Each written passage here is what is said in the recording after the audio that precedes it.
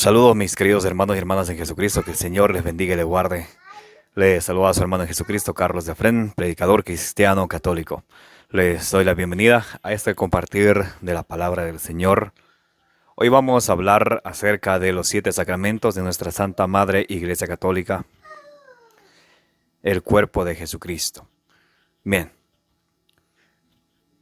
Jesucristo, cuando funda su iglesia, Él deja unos medios de salvación que son tan importantes que la iglesia le llama sacramento, que es el bautismo, la confirmación, la Eucaristía, la penitencia, la unción de los enfermos, orden sacerdotal y matrimonio. Son 7 sacramentos. Vamos a verlo uno por uno según las Sagradas Escrituras. Yo les voy a dar las citas, ustedes en su casa pueden ponerle pausa al video y pueden ustedes comprobar en sus casas con los capítulos y versículos que les voy a dar. El primer sacramento es el sacramento del bautismo. ¿Qué es el sacramento del bautismo? Es lo que nos dice allá en Hechos capítulo 2, del versículo 38 a 39. ¿Para qué es el bautismo? ¿Para qué? En Hechos 2:39 nos dice que el bautismo es para el perdón de los pecados, para recibir el Espíritu Santo, que la promesa es para los papás y también para los hijos. Así lo dice en Hechos capítulo 2 del versículo 38 al 39. Nosotros tal vez podríamos preguntarnos, pero los bebés no tienen pecado. La Biblia dice que sí tienen pecado. Romanos capítulo 5 versículo 19 nos dice que por la desobediencia de un hombre, de Adán, entró el pecado y todos, incluidos los niños, fueron constituidos pecadores. En el Salmo 51 versículo 7 dice David, en pecado soy pecador desde el seno de mi madre. Entonces, no es que los papás hayan cometido un pecado y el bebé viene con ese pecado, sino ese pecado viene desde el origen, desde el Génesis. Por eso se llama pecado original. Con el bautismo se perdonan los pecados, se borra el pecado original. Se recibe el don del Espíritu Santo. También en Gálatas capítulo 3, del versículo 27 al 29, nos dice que con el bautismo nos revestimos de Jesucristo. En el versículo 29, Gálatas 3, 29, nos dice que con el bautismo somos herederos del cielo, herederos según la promesa. Somos descendientes de Abraham, herederos según la promesa. O sea, que antes del bautismo somos criatura de Dios. Un bebé antes del bautismo es criatura de Dios. Luego del bautismo ya es hijo o hija auténtico o auténtica de Dios. Con el bautismo. En 1 Pedro capítulo 3 versículo 21 dice que el bautismo nos salva. En 1 Corintios capítulo 12 versículo 13 nos dice que el bautismo, que a través del bautismo pasamos a formar parte del cuerpo de Cristo, que es la iglesia. En Colosenses 1:18 nos dice que Cristo es la cabeza, la iglesia es el cuerpo. Entonces con el bautismo nos dice en 1 Corintios capítulo 12 versículo 13 que con el bautismo nosotros formamos ya parte del cuerpo de Cristo, que es la iglesia. Entonces miren, vamos viendo que con el bautismo se borra el pecado original, se recibe el don del Espíritu Santo, nos revestimos de Jesucristo, ya no somos criatura de Dios, sino somos ya hijos auténticos de Dios. El bautismo nos sirve para la salvación. El bautizo nos incorpora al cuerpo de Cristo, que es la iglesia. También nos dirá por allá en Hechos capítulo 10, versículo 47. En Colosenses capítulo 2, versículo 11 nos dice que con Jesucristo tenemos ya una circuncisión no quirúrgica. Ustedes recuerdan por allá en Génesis capítulo 17 del versículo 12 en adelante, cuando Dios le dice a Abraham que tiene que circuncidar a todo primogénito para que así forme parte del antiguo pueblo de Dios, del pueblo de Israel. Por eso el niño Jesús, el divino niño Dios, cuando nace, ahí en Lucas capítulo 2 del versículo 22 al 24, dice que le llevaron al presentarle a Dios y a los 8 días fue circuncidado. Entonces, la circuncisión en el Antiguo Testamento, a través de la circuncisión, uno se pasaba a formar parte del pueblo de Dios. En el Nuevo Testamento, Colosenses capítulo 2, versículo 11 y 12, nos dice que con Cristo ya tenemos una circuncisión, pero no quirúrgica, sino que la circuncisión en Cristo es el bautismo. O sea, a través del bautismo pasamos a formar parte del nuevo pueblo de Dios. Miren los beneficios del bautismo. ¿Cuál es el siguiente sacramento? La confirmación. En el bautismo, el sacerdote le bautiza a los niños en el nombre del Padre, del Hijo y del Espíritu Santo. En la confirmación, recibe la confirmación, recibe el Espíritu Santo, la plenitud del Espíritu Santo. ¿Cómo? A través de la imposición de las manos del obispo o en algunos casos del sacerdote. ¿Dónde lo dice en la Biblia? Hechos capítulo 8, versículo 17. Dice que todavía no habían recibido, habían solamente sido bautizados en el Espíritu Santo con la imposición de la mano de los apóstoles. Recibe el Espíritu Santo. También nos explica ya en Hechos capítulo 19, versículo 6, cuando Pablo le impone la mano a los 12 hombres que estaban allí, ellos reciben el Espíritu Santo. Y Pablo le impone las manos a ellos porque a Pablo se lo impusieron la mano los apóstoles en Hechos capítulo 13, versículo 2 y 3. Entonces ahí tenemos el sacramento de la confirmación. Tenemos el sacramento de la Eucaristía. El sacramento de la Eucaristía. La promesa de la Eucaristía está en San Juan capítulo 6 del versículo 49 al 58, donde Jesús dice: yo soy el pan vivo bajado del cielo, el que come de este pan no morirá para siempre. Mi carne es verdadera comida, mi sangre es verdadera bebida, el que come mi carne bebe mi sangre, permanece en mí, yo en él. Como como yo vivo por el Padre, quien me coma vivirá por mí. Esa es la promesa. ¿Cuándo es la realización de la Eucaristía? San Lucas capítulo 19 San Lucas capítulo 22 del versículo 19 al 20, en la última cena del Señor, cuando Jesús tomó pan, dio gracia, lo repartió a sus discípulos diciendo: tomen y coman, este es mi cuerpo. Luego tomó la copa, repartió a los discípulos diciendo: tomen y beban, esta es mi sangre. Ahí está la realización de la Eucaristía. Y no es un símbolo, es el cuerpo de Cristo vivo y glorioso presente. San Pablo, podemos ver la actualización del sacramento de la Eucaristía en 1 Corintios capítulo 11 del versículo 23 al 26.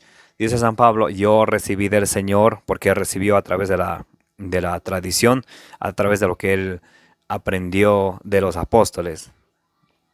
Yo recibí del Señor lo que a mi vez los he transmitido, que la noche en que el Señor iba a ser entregado, tomó pan, dio gracias y lo repartió a sus discípulos, diciendo: tomen y coman, este en mi cuerpo. Luego de sí mismo tomó la copa y pronunció la bendición y se lo dio a sus discípulos, diciendo: tomen y beban, este en mi sangre. Cada vez que coman de este pan y beban de esta copa, anuncian la muerte del Señor hasta que Él venga. Ahí tenemos el sacramento de la Santa Eucaristía, que es el culmen, lo maximito para todos los cristianos, el culmen de la vida cristiana. También tenemos el sacramento de la reconciliación, donde Jesús deja aquí en la tierra a hombres que Él escoge, encargados para que perdonen los pecados en nombre de Dios o de parte de Dios. Lo dice en San Juan capítulo 20 del versículo 21 al 23. Jesús se apareció, sopló sobre ellos y dijo: reciban el Espíritu Santo. A quienes ustedes perdonen los pecados le quedan perdonados, a quienes ustedes no le perdonen le quedan sin perdonar. Jesús le dio esa orden a sus discípulos a perdonar los pecados, a sus apóstoles. Por eso San Pablo, a quien los apóstoles impusieron la mano, San Pablo, allí en 2 Corintios capítulo 5, versículo 20, dice: nosotros, o sea, los sacerdotes, son embajadores de Dios aquí en la tierra. Hebreos 6, en 1 Corintios 6:1 dice que los sacerdotes son el administrador de la misericordia del Señor. Jesús dejó a hombres aquí en la tierra para que perdonen los pecados. Por eso el sacerdote, cuando uno se confiesa los pecados, no dice: yo te absuelvo y yo el sacerdote fulano de tal te perdono los pecados. No, sino él dice: yo te absuelvo de tus pecados en el nombre del Padre, del Hijo y del Espíritu Santo, o sea, de parte de Dios. Ahí está el sacramento de la reconciliación. y no se puede acercar al sacramento de la Eucaristía sin el sacramento de la reconciliación, porque entonces sucedería lo que dice en 1 Corintios 11 del 27 al 29. Si uno se acerca al sacramento de la Eucaristía, si uno va a comulgar sin haberse confesado, peca, comete pecado contra el cuerpo y la sangre de nuestro Señor Jesucristo y se traga su propia condenación. Luego tenemos el sacramento de la unción de los enfermos. Marcos 6:13 dice que Jesús y sus discípulos le ungían con aceite a los enfermos y los enfermos sanaban. Por eso Santiago en su carta, Santiago capítulo 5, versículo 14 dice, si alguien está enfermo, vaya a los presbíteros, a los sacerdotes, para que oren por él o por ella y le impongan el aceite del óleo. Es el aceite, se llama el sacramento de la unción de los enfermos. Tenemos luego el orden sacerdotal, el siguiente sacramento. El orden sacerdotal que Jesús en la última cena instituye a los sacerdotes a manera de Melquisedec.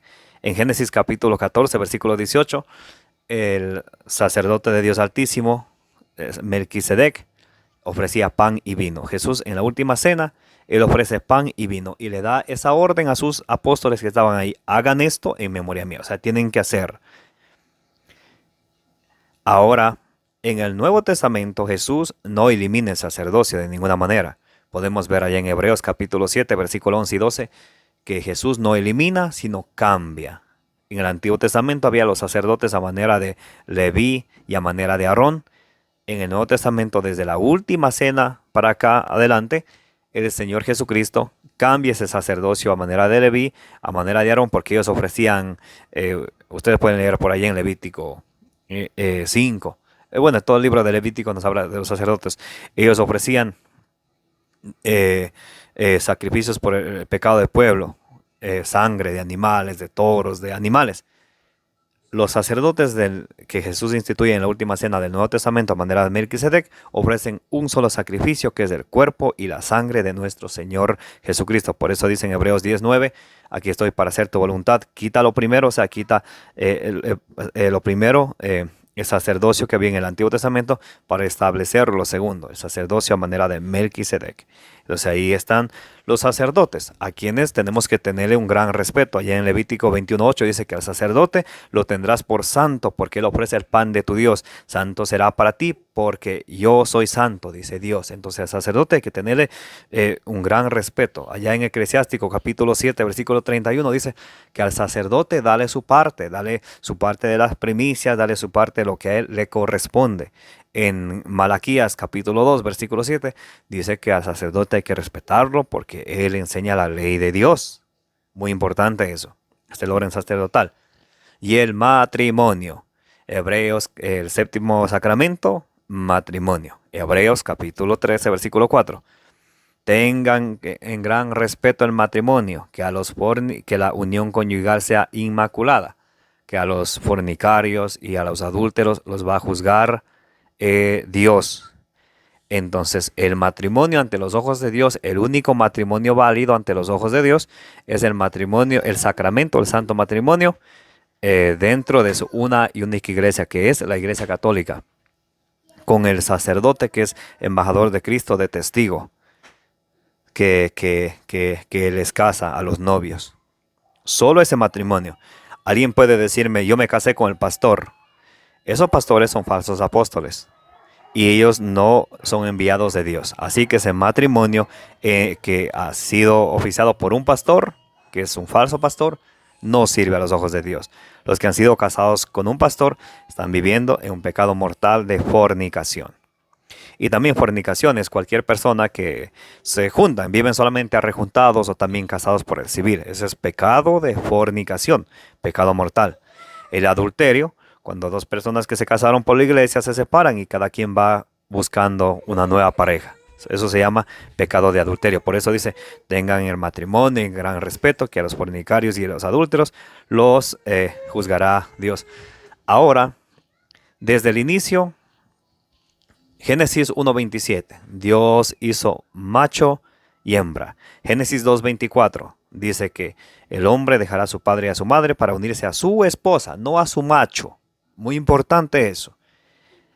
El matrimonio perfecto ante los ojos de Dios es un hombre y una mujer. Génesis 2:24. Por eso el hombre dejará a su padre y a su madre para unirse a su mujer. Pueden ver también en Marcos capítulo 10, versículo del 1 en adelante, en Mateo 19, del versículo 3 en adelante, que Jesús viene a recordarnos que el matrimonio es entre un hombre y entre una mujer. Eso se llama el sacramento del santo matrimonio. Tenemos el matrimonio ante los ojos de Dios, es el matrimonio por la iglesia. Una carta conyugal, un matrimonio civil, dos personas que se juntan en concubinato, o que se fueron y que casaron con un pastor, como ya mencionamos, y les vuelvo y les recuerdo, y si les recuerdo es por algo, están en pecado. Y deben si aman a Dios, deben de casarse a través del sacramento del santo matrimonio, que es un sacramento. Bien, mis amados hermanos, hemos visto los 7 sacramentos de una manera fácil, sencilla de entender. 7 sacramentos. Vamos a repetir cuáles son: bautismo, confirmación, Eucaristía, reconciliación, unción de los enfermos, orden sacerdotal y matrimonio. Cada uno de ellos les fundamentamos con capítulo y versículo para que ustedes puedan verlo en su casa, como dice allí en Marcos capítulo 24. Para quien tenga oídos, oiga. Y les termino con esta cita, también que lo lean en su casa. Hebreos 3:7. Si hoy escuchan la voz del Señor, no endurezcan su corazón. Amén. Que la gracia de nuestro Señor Jesucristo, el amor del Padre y la comunión del Espíritu Santo esté con todos ustedes. Y la intercesión de la bienaventurada Virgen María os acompañe hoy y siempre. Denle suscribir a su canal de evangelización. Denle compartir a este video para que se cumpla el plan de Dios. Para que llegue a más personas, que se cumpla lo que es en 1 Timoteo 2:4. Dios quiere que todos los hombres se salven y lleguen al conocimiento pleno de la verdad. Amén. Un abrazo bien grande para todos. Los quiero y los amo en el amor de Jesucristo.